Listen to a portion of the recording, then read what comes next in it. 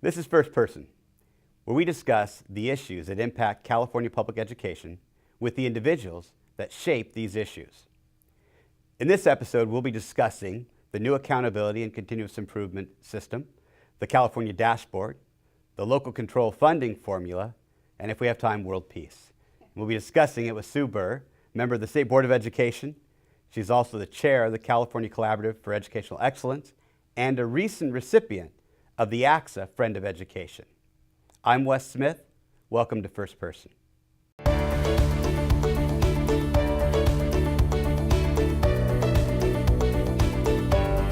we thought we'd start with the new accountability and continuous improvement system.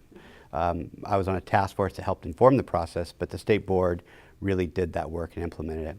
How do you think it's going? What are some things we need to continue to work on, and how can the field help you and the State Board do what's right for California's 6.2 million students? Well, I think we're off to a good start. As you probably know, it's taken us about 2 years to get to this place. We started back in 2015. And the State Board was really tasked with sort of 3 big pieces of work.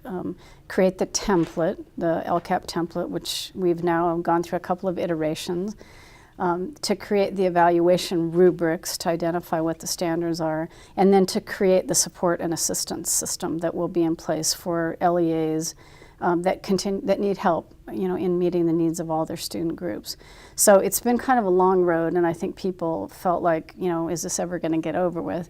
And our take is, no, it's not going to be finished. It will never be finished, because we take seriously the notion of continuous improvement, and we're trying to model that as well, to say, when we roll out a new system, we're going to consult with the local folks as much as we possibly can, and I'm really proud of what we did, especially all along the way, but especially with the launch of the dashboard, and we can talk more specifically about that if you like. But to solicit what the needs are at the local level, what works for them, and how we can improve. So that's really, we're sort of at that point right now. We just launched that dashboard, as you know, a couple of weeks ago. And we launched it as a field test, and I really want to emphasize that, because I think in the past, having worked at the state level for many, many years, we got into a habit of saying, hey, we know what's best for you all, and we'll sort of give you the final product and say, go forth and do what you're supposed to do. And we've learned some lessons from that that's not the most effective way to do things, that we really do need to listen to the local folks, take that seriously, and continue to improve as we go along. So that's what we did with the dashboard. And we said, this is going to be a field test for the first 6 months, basically. We won't launch it officially for purposes of accountability until next school year, in 2017-18. So for local folks now, I would encourage them to take this very seriously. Take this tool out and do a real serious test drive with it. The Department of Education and the State Board staff are taking structured input. They're actively soliciting advice from the field about what do they like about it now, what's not so hot, what can we do to improve it. So I think it really gives a lot of breathing space, both to administrators, but also to their local communities, and for administrators to work carefully with their local communities to say, how's this look, and what can we do to improve it? So that's my advice, at least with respect to the dashboard right now. We will come back in September, and that's going to be our annual process of saying, okay, now what needs to be tweaked, what do we leave in, what do we take out, what do we improve, and what changes need to be made, because next year will be the first full year of implementation. So that's kind of the next benchmark. Yeah, and it's nice to hear people talk about continuous improvement, and at launch, we're not perfect. We're going to continue to make this better. We're going to listen to our stakeholders, to our constituents, and make sure that it meets their needs and it benefits students. And you call it a field test, and some of our parents don't understand what that means, but you can understand when you listen to you that it's a real commitment, an honest and sincere commitment to improving the system so that it better meets every year the needs of our stakeholders and our students. We were really ecstatic at ACSA that as you were developing the dashboard, that there was a focus paid to equity, that there was some sense that we would lead with student scores, and we would get to equity at some point. And we just thought that for us to narrow those persistent opportunity achievement gaps that we've seen historically in California, we have to put equity on the front page. And the state board listened to that, and we were grateful that you did. One of the things that we continue to work through is how do we make the input comprehensible and accessible by all of our stakeholders. We want all of our parents to know how their students, how their classrooms, how their schools are doing so that we can continually improve our service to them.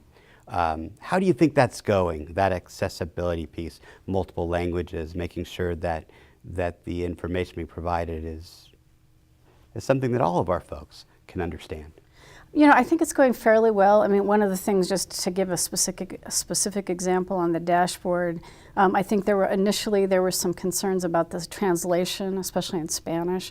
And so one of the commitments that the department staff, again, and the board staff have made is to make sure that the translations are accurate. So that point of accessibility is a very important one.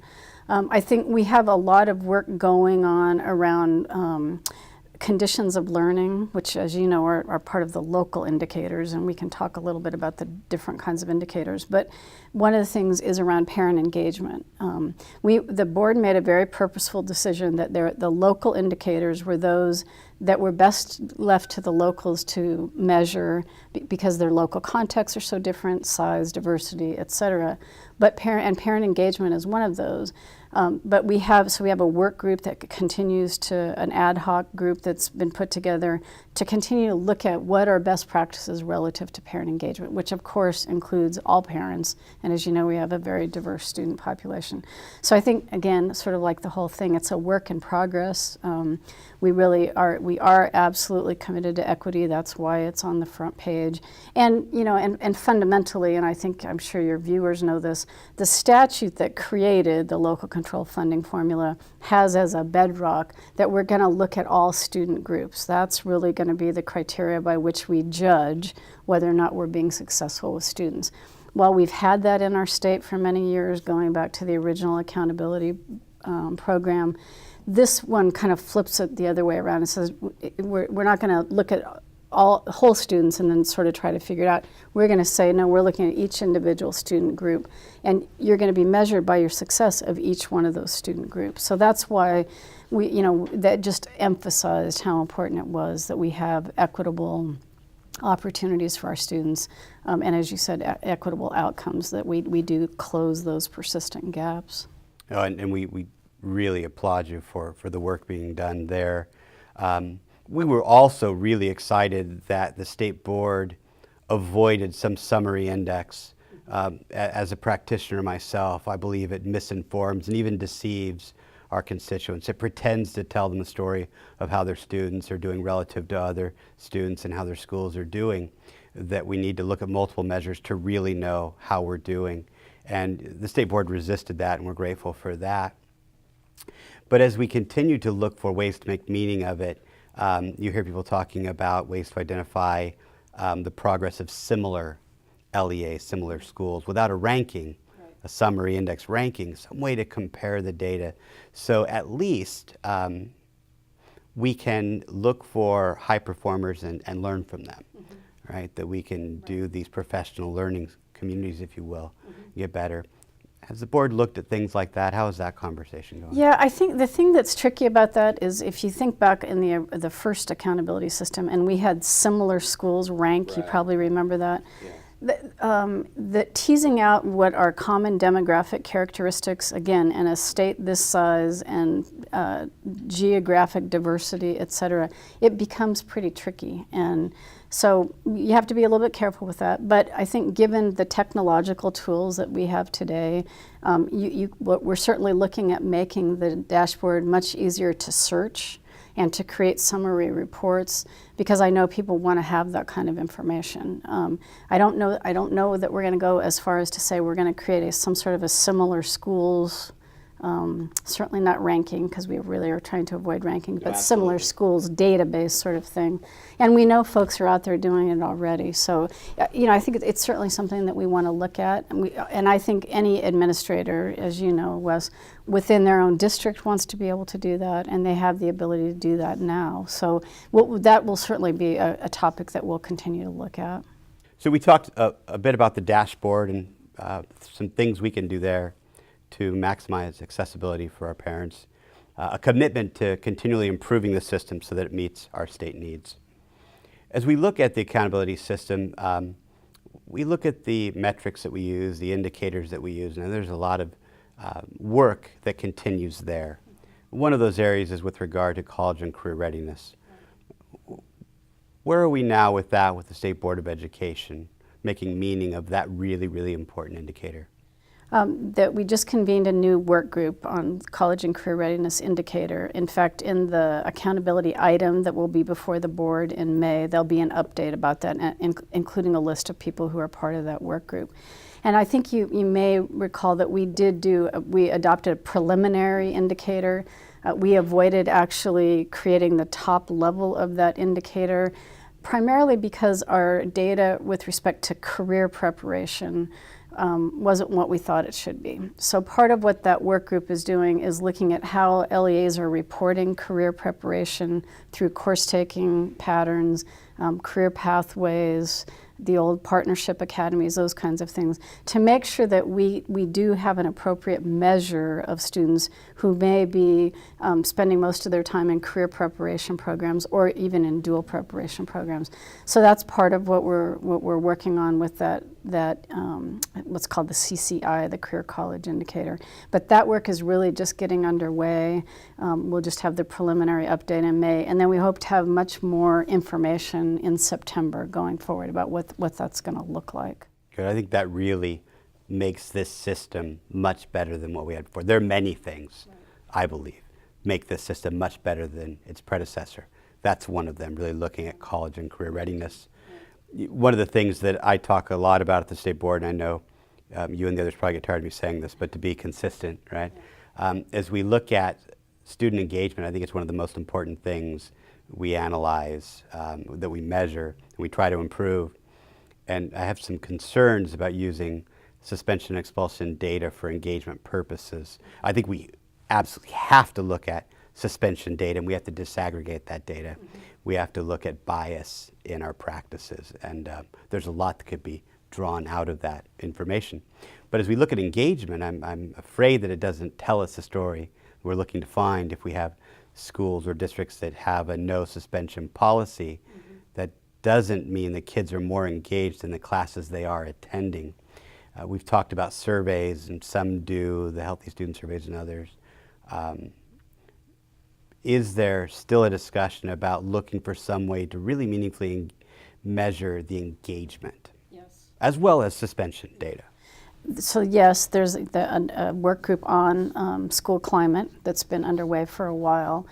In that same item that I mentioned, the May agenda item for the board, there'll be an update on that work group as well. And I think there's a lot of focus in that work group on the surveys, on survey data, what kinds of surveys are out there, what they're appropriate for. There's a little bit of a challenge in self-reported data.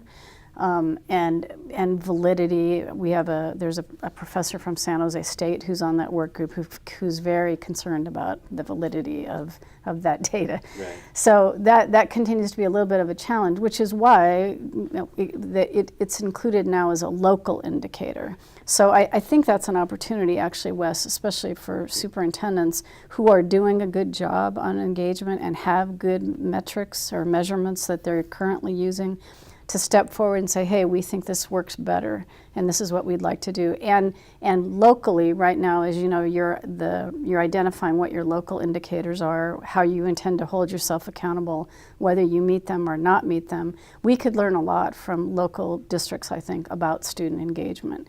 I think there's going to continue to be a push about suspensions. One thing I want to say about suspensions, I know people were concerned when the field test began that the data on suspensions was old, and they're absolutely right, it was old. Part of that was because we were releasing it in the spring. When we get to the fall, the regular annual fall release, that data will catch up and it'll be much more current. So hopefully that will at least solve that issue. I understand the underlying concern about kind of local discretion about suspension and expulsion, but we've been having the conversation about suspension, as you know, for many, many years at the state level. And there are many stakeholders who feel very strongly about especially disproportionate impact of suspension. So I don't see us walking away from suspension, but we certainly are looking at what other measures of student engagement are appropriate. And we thank you. I mean, I don't want that to be lost in the conversation. We really thank the state board for the work they continue to do to tweak the system to make it work, looking at end size for those small school districts and how one student can really skew the data, to continue to look at the measurements that we have. We really appreciate that. As we talk about accountability, I'd be remiss if I didn't bring up the LCAP. And we've had lots of conversations at the state level about the purpose of the LCAP to be this strategic document to help us better meet the needs of our students and to narrow those achievement, access, and opportunity gaps. We continue to hear from the field that the document itself is a challenge, right? That it's almost a tail wagging the dog. It's an exercise in how do I fill out the document, not how do I strategically plan for success. I had talked to Dr. Kirst about this on F1rst Person a year or so ago, and at that point the state board was doing some things to make sure that it was less true, right? That really folks could use it as a tool to plan.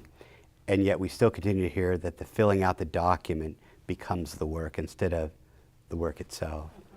How are those conversations going about the potential someday of having requirements? We would have to address the statute, right? But that we have requirements for the strategic plan, but the format would kind of be at the discretion of the local districts.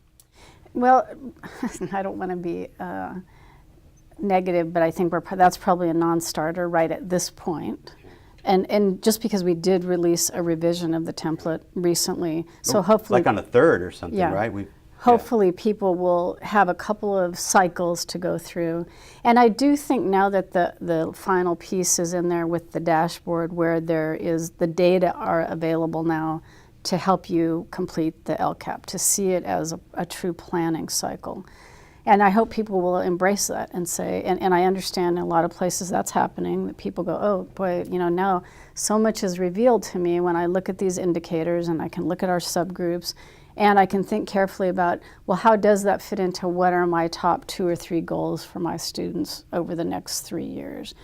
The pieces should fit together. And one of the things we asked for in the LCAP revision was also a summary, a 2 to 3 page summary to tell the story, tell us your story about what you're hoping to accomplish on behalf of your students. Hopefully that will help as well, that people can kind of see this as this should be our strategic plan. I know most or many LEAs have strategic plans, making sure that this is the strategic plan, not being duplicative. We haven't talked yet at all about the federal requirements under the new Every Student Succeeds Act. But we have been successful in asking them to allow us to use the LCAP for the local plans. So we're really trying to move down that road of get rid of all of the compliance plans and see them as strategic tools at the local level. Whether in 5 years, people will be comfortable enough with this major transformation to local control that they'll then say, okay, I'm just happy to look at your outcomes and I don't really need to look at some big document. Time will tell. I think the one place where we really need to see some improvement, and what we hear back, and you probably know this from the legislative process, is on how are you spending money to improve or increase services to students who are generating the funds. And there's just kind of a fine balancing act there, I think, between compliance, or what used to be our categorical programs where we were very specific about every dime you could spend on, particular kids, to moving completely away from that and saying, we trust you, spend your money wisely, but you do have to tell us how you're going to spend money on children that need it the most. And there's some tension there right now, and legislation to try to snap back a little bit to categoricals. So I think it's really the duty, and I think that administrators take this very seriously, about how do we do that and how are we completely transparent in our local communities. And I think if we're successful in that, Wes, then we might get to that place of saying, no, we don't need to have some rigid template that everybody has to fill out. So you're saying there's a chance. I think there's a chance. No, I'm always optimistic about chances. Our members, I've got to tell you, and you know this because we know one another. I get around the state. I'm in districts weekly. And our members embrace fiscal transparency and accountability. They embrace it. Right. That's not necessarily the story being told across the street in the Capitol for other reasons, I believe. And so we're being intentional about getting our members to Sacramento and in the local offices of legislators to tell their LCAP story, to demonstrate how they're using the resources, to show the results they're already getting from that resource allocation. So we agree with you that this is a story that we have to own the telling of it. Right. And we're trying to do more and more at the local level and here in Sacramento so that that story is heard and realized at the Capitol. We're going to take a quick break. When we come back, let's talk about the California Collaborative and LCFF.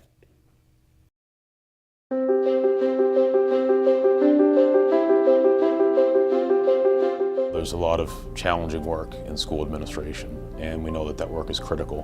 What we do saves lives.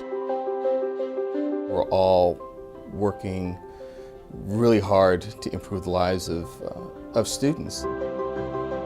I really find ACSA has helped me evolve as a leader.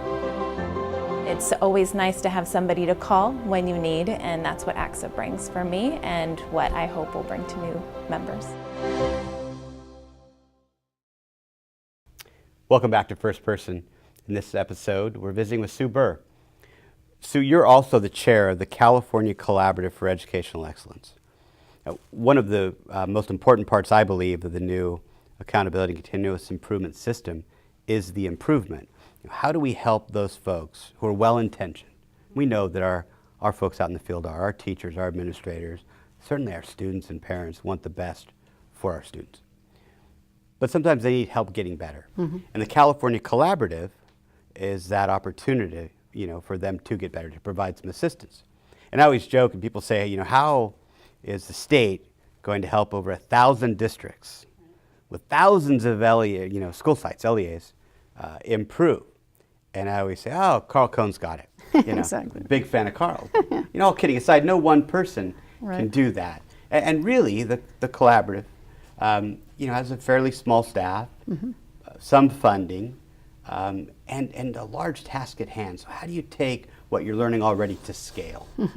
I guess that's one of the big questions in the field. Yeah, I like the easy questions, Wes. Yeah. So to start out with, I think the collaborative has embarked on, preventive probably isn't the right word, but on a learning mission, really, in these first couple of years. As you said, we're very fortunate to have Carl Cohn as our director, but Carl's only been there about 1.5 years. And so we've really been trying to lay the groundwork. And also in reality, I try to say to people who are impatient with the collaborative is they had to wait till the state board was done with their work. They had to wait till the dashboard was put in place and the indicators were identified and the standards were identified to understand which LEAs were going to need help, if those were the measurements by which we were going to determine whether or not LEAs needed help. So now we're at that place, but what we've been trying to do to get geared up for it is sort of threefold. As you said, the collaborative got a substantial appropriation from the legislature 2 years ago, and so we've been doing a lot of professional development, which I know your folks have participated in, helped us with across the state, both on the LCAP and on the evaluation rubrics, or what is now called the dashboard. The second thing we've done is we've identified LEAs who stepped up and said, hey, we want to be a pilot, right? We have about 10 districts, one county office, who said, we'd like you to come in and work right alongside us and help us identify what we can do to get better. So those are underway right now. They're relatively new, but they're so far very well received. Every LEA had to get their board to agree to be part of it. And so we're going to learn from that and understand in different settings, different sizes, different grade configurations, what works and what needs, where do LEAs really need assistance. The third piece is we use some of our funding to create peer-to-peer networks, which are a lot like professional learning communities. Many county offices are running peer networks with their districts so that they can learn from each other. We have, and this I think is really new under LCFF, we have nonprofit organizations, our stakeholder groups who are running peer-to-peer networks on parent engagement, on specific English learner issues that we haven't really looked at before. So I hope we're developing this real depth of knowledge that once we have the standards in place for who needs assistance, we'll be able to draw from that pool, not only of what we've learned as a collaborative, but the folks who are ready to step up and say, hey, I'm a district superintendent. I think I can be more helpful to my friend Wes than calling in some outside provider. Or I have a great relationship with my county superintendent and his or her staff, and I think that's really where I need to get my assistance. Or I have a great relationship with, pick a nonprofit provider, and I'm gonna, try to do that. But we've had a lot of experience with people coming in, the old joke, I'm here from Sacramento and I'm here to help. But people coming to districts and having kind of cookie cutter approaches, follow this little recipe and everything will be fine. And it's not, it doesn't work. And we need much more customized assistance, and we need to be a lot more humble about who can provide that assistance and how helpful it will be. And in truth, I haven't heard from our constituents a real concern with what the California Collaborative for Educational Excellence is doing. So I don't think the criticisms are coming from us. Right. I think the concern is our members want to do a better job of serving their students. Right. That's what I hear wherever I go. Right. A sincere interest in better outcomes for their students, and so they're curious. How do we get that help? And I just want you to know, and the rest of the collaborative, and I've said this before, we're here as an ally. For me, and it's oversimplifying it, but the answer for me is in the name collaborative. We've got to work in collaboratives throughout the state, all of us, to make sure we're doing our part to assist others. And so to the extent that we can help, we're always here, and we're participating now, but any more that we can do, we want to be a part of that. I'll give you another easy one. Local control funding formula. You've been a part of this from the beginning. Dr. Kirst has as well. As a former site leader and district leader, I love the notion that the decisions for my students were best made at the local level with the involvement of all stakeholders. We like that equity is being served through the local control funding formula. But we keep hearing, and you mentioned this movement back towards categoricals, that when this governor terms out, the LCFF could go away, that we could lose that ability to make local decisions with local stakeholders. So first, how do you think it's going to turn out when this governor leaves office? And what can we do, probably more importantly, to protect this local control that we've enjoyed recently?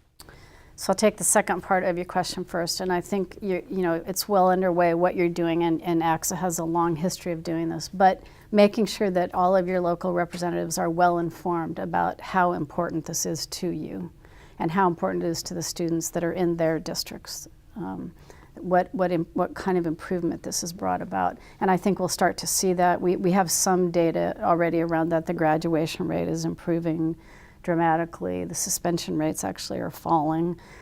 So really telling your story, making sure that you're seeing legislators, that district administrators, superintendents have very close relationships with their elected officials. Because the good news is now that term limits are much longer and we have legislators with whom you can build a relationship over time, that's the most important thing to do, I think, to really get a toehold in there. With respect to whether or not it goes away when this governor goes away, I think it's unlikely, especially if those kinds of relationships have been built and local legislators understand that. If I think back over my 40 plus years in education policy, it took us that long to build up 60 categorical programs. So I don't think overnight we're going to say, well, let's recreate a system of major categorical programs. I do think it's possible there will be this push back to, we need some compensatory education program, which was what the old economic impact aid program was. And again, I think you just have to tell the story, certainly tell the story to any new gubernatorial candidates who are running for office, make sure they understand how important that is. I think that you've done, the ACSA especially, and other management organizations have done a good job of crossing the divide and making strong partnerships with civil rights organizations, because I think my view is they tend to be the most skeptical about whether or not that level of flexibility will be successful for the students they represent. So building those kinds of relationships as well with key partners, so all the constituent groups are on the same page about whether this should be continued or not, I think makes it a lot less likely that it will be taken apart just because Governor Brown is no longer in office. I hope you're right. I've been excited over the last 8 years almost of the changes I've seen that are student-centric, not system-centric, right, where we look at multiple measures, where we really try to make decisions at that level where students are, at the local level, on their behalf. And I know that our members, and members of other groups as well, are really trying hard to protect those interests. And we are working with civil rights groups because when someone says, well, we're a student advocacy group, I like to argue that point. Yeah. So that there's no Exactly. stronger student advocacy group than ACSA in my mind. Exactly. So we're all student advocates. Let's work together to make sure Right. that the needs of our neediest students are met, which is the definition of equity. Right, exactly. The things you've worked on, you're still working. It's not like you're Yeah. making some announcements today that you're no Yeah. longer on the board. Of those things, what are you most proud of? Probably the implementation of local control funding formula. I mean, that was, there was sort of, interestingly, that was not the work of the board before the legislation was enacted, but I think it was such a major change, and the accountability piece of it was so central that the legislature said, we're going to give this responsibility to the state board. So that was a piece of work we didn't have before, and I'm very proud of the process that we used to pull in all of the stakeholder groups around it, and the deliberative process, as we talked about earlier, just how seriously we took stakeholder input and sought stakeholder input to try to make it the best possible system. So probably most proud of that. I think from sort of a traditional state board perspective, the implementation of Common Core. I think we believed in Common Core from the very beginning. We got surprisingly little pushback in this state relative to what other states were doing. But I think the upgrading of our standards in English language arts and English language development, mathematics, then science, and now we've completed the work on the history social science framework. Yeah, that just really lays the groundwork for students going forward for the next 20 years or so. So that piece of policy work I'm very proud of as well. Well, I got to tell you, for those who tuned in, a state leader that cares about continuous improvement, that looks at multiple measures, that isn't interested in naming and blaming like the system used to focus on, that looks at local decisions and allows those decisions to be made locally, that prioritizes equity. It's easy for me to see, hopefully it's for you also, why Sue Burr was ACSA's Friend of Education this year. It's been a real pleasure having you on.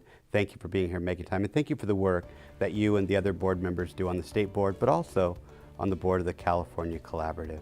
Thank you. It was really a pleasure to be here, Wes. My pleasure. Thanks. And we look forward to seeing all of you next time on First Person. Thanks for tuning in.